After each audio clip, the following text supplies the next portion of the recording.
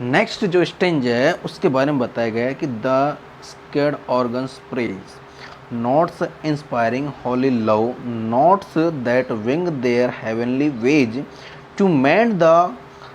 chorus above or fuse could lead the savage race and trees uprooted left their place sequentious of the lyre। सबसे important Strange है यहाँ पर poet John Dryden बताते हैं कि जो ऑर्फ्यूज है जिसने कि ऑर्गन का इन्वेंशन किया था, जी ऑर्गन एक वाद्य यंत्र होता है उसका इन्वेंशन किया था, कि ऑर्फ्यूज के ऑर्गन की पवित्र ध्वनि को सुनकर, नोट्स इंस्पायरिंग होली लव, उसकी पवित्र ध्वनि को सुनकर, सॉरी वापस बोल रहा हूँ, द स्केर्ड ऑर्गन्स प्रेज, कि ऑर्फ्यूज के ऑर्गन की पवित्र ध्वनि को, नोट्स इंस्पायरिंग होली लव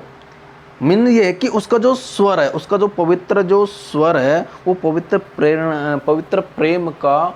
स्रोत है। जो ऑर्गन है उसका जो वॉइस है, उसका वॉइस प्योर लव का एक प्रेरणादायक स्रोत है। Notes that wing their heavenly ways to mend the chorus above, कि उसके स्वर से,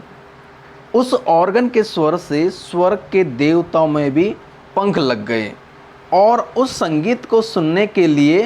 तत्पर हो गए। उसको मतलब जब उन्होंने जो स्वर्ग के जो देवता जो थे, जब उन्होंने इस ऑर्गन की आवाज़ को, जो ऑर्फन ने जब उस ऑर्गन को झनका, जब उसकी आवाज़ निकली तो उस आवाज़ में उसके जो स्वर्ग के जो देवता थे वो भी उस संगीत को, उस ऑर्गन से निकलने वाले संगीत को सुनने के लिए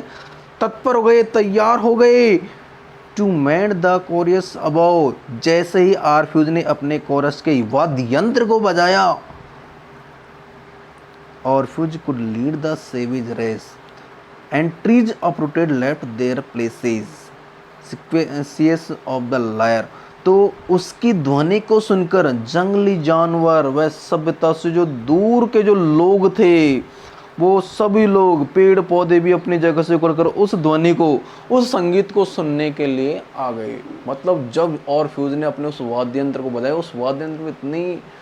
स्वीट वॉइस निकली कि उस वॉइस की वजह से जो पेड़ पौधे थे और जो चीज़, जो सभ्यता से जो अपने इससे दूर थी, प्रकृति दूर थी, वो सब चीज़ें भी उस संगीत को सुनने के लिए तुरंत उस संगीत की ओर चल दिए। पेड़ पौधे भी अपनी जगह से उखड़कर निकलने लगे उस संगीत को सुनने के लिए,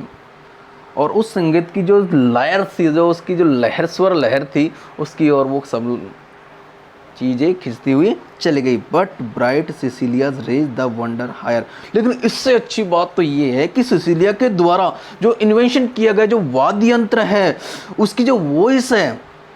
उस वॉइस को सुनकर, अर्थात जब सिसिलिया ने जब उस बाजे का आविष्कार किया था, जब जैसे ही वो बाजे की आवाज़ निकली, when to her organ vocal breath was given and angel heard and straight appeared mistaking earth for heaven. जैसे ही उसने अपने उस वाद्य यंत्र को बजाया तो उस जोर की आवाज़ सुन रहा था, उस वाद्य यंत्र से निकलने वाले उस संगीत को सुनकर एक देवदूत भी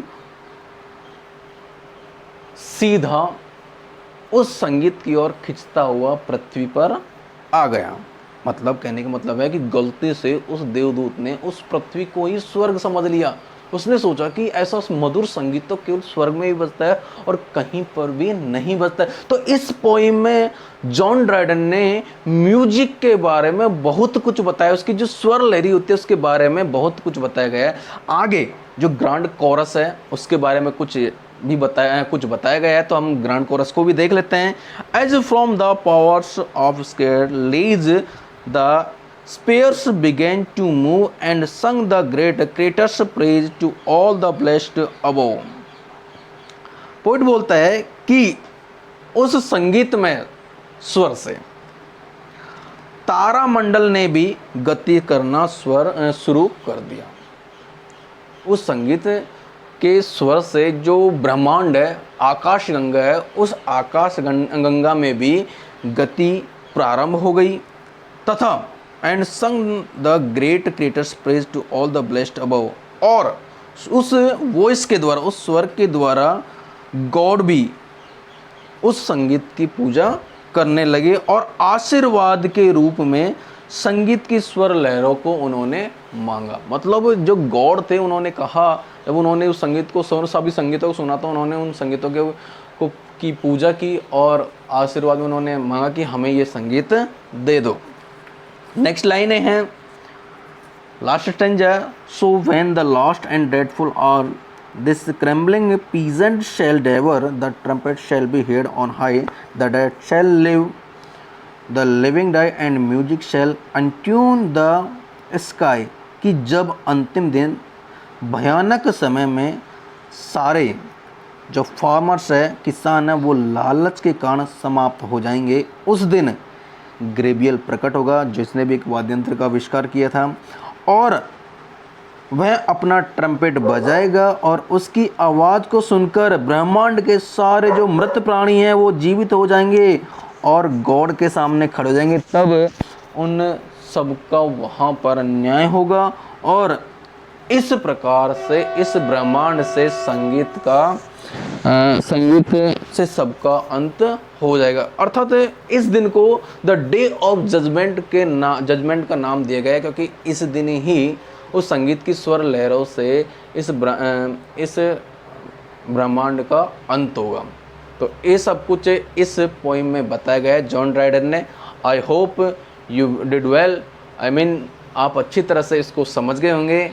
धन्यवाद।